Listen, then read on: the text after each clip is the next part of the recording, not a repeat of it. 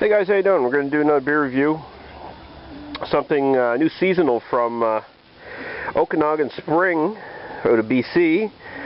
Just showed up in the NSLC, picked it up the other day. This is their winter ale, mild winter ale it says.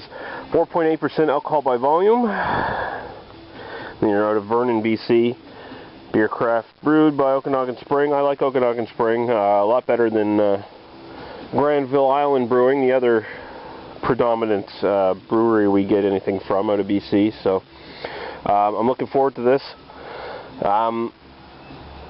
Yeah, I didn't see anything on the website about this. I've seen it classified as both on other websites as a mild and as a brown ale, which sounds weird to me right from the start, because that's not what you think of when you think of a winter ale at all. So we'll see what we think of this. Like I said, I didn't see anything on the actual Okanagan Springs website. It looks like they haven't updated it since the summer, so this isn't listed as far as I can tell. We'll open it up, we'll come back and see what we think of it after I play with Doggy a little bit here, eh? Alright, we're back with Okanagan Spring Winter Ale, new seasonal. Like I said, it's been classified as either like a British mild, so you know, a light bitter that doesn't really have much hoppiness at all, more malt forward, or a brown ale, which honestly isn't all that much different. It could very gingerly qualify as the color of a brown ale, I'd say. It's within the spectrum, but usually they're darker than this. So I'm going on the side of a mild here. It's got sort of almost a reddish amber hue to it, so going on to mahogany. So it's a bit darker than you know, standard British bitter, but at the same time not brown ale. It looks more like an ESB, actually, to be frank about it. So we'll go right to the aroma here.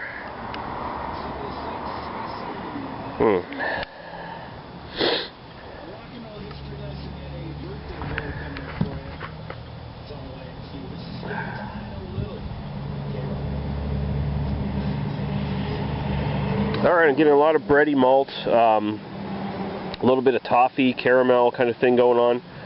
Some sort of spicy, I don't know if it's from the malt. If it's from the malt, I'd almost say there's rye in this, because there's kind of a spicy quality, but I'm assuming it's the hops. I think there's a little of a slightly spicy hop character in there. Sort of reminds me of Tank House Ale from Mill Street in a way. It's sort of got that same sort of spicy kick to it. A little bit of an earthy finish as well in the aroma. So we're going to go right to the taste now. It smells very nice, by the way, so we'll go right, but not anything I'd associate with a winter ale. I mean, just a little teeny spice. I mean, come on. So we'll go right to the taste. Cheers.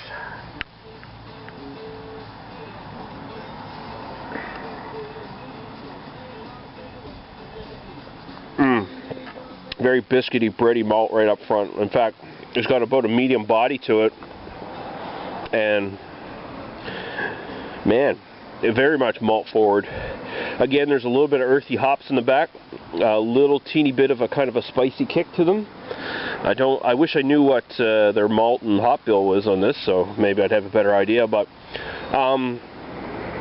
honestly, I'd say this probably does fit more into a British mild, although the alcohol is a bit higher than what a British mild would even be. British milds are usually session ales, so, well, they are session ales, so they would be under 4% usually, somewhere around there, lower 4s anyway, usually between 2 to 4%, something like that.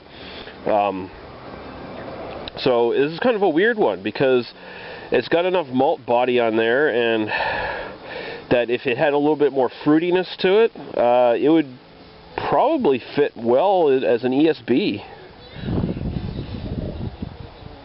As it's sort of sitting right between, for me personally, Propeller ESB and Mill Street Tank House kind of mixed together. And as far as that's concerned, I really love this, actually.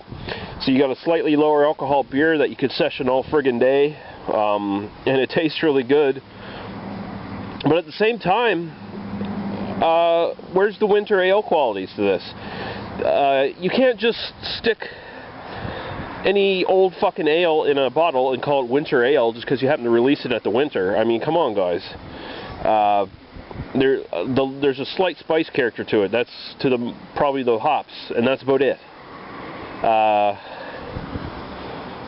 The idea that this is any sort of spiced winter ale or a warmer of any sort is beyond ridiculous. I think you can pretty much work that out for yourself by seeing the alcohol. I mean, just the fact that they call it mild winter ale is, you know, to try to get out of it, but please, come on guys. False advertising, honestly. False advertising, but I'm not going to dock them points for it because it's a really good friggin' beer. Actually, this might be my favorite beer from Okanagan Spring at this point. It's just, for what it is, it's perfectly acceptable session. Probably, I'm going to be buying a shitload of this, I think, if I had the money left over after I buy a bunch of the Propeller Russian Revolution that's coming out next week. But, yeah. Okanagan Spring mild winter ale. If you're buying this, buyer beware. You're not going to get a spicy ale, you're not going to get a high alcohol ale, you're not going to get any sort of warmer of any kind. It's just not in this beer. This is a session ale, mild ale. Will remind you of Propeller ESB if you're familiar with that beer. It might remind you of Tank House from Mill Street if you're familiar with that beer. And if you like those beers, you're going to love this beer, I think, because it's really, really good stuff. But a winter ale, it is not. I'm going to give that a 4.25 out of 5. I really, really like it. I really do, despite the fact that it's mislabeled.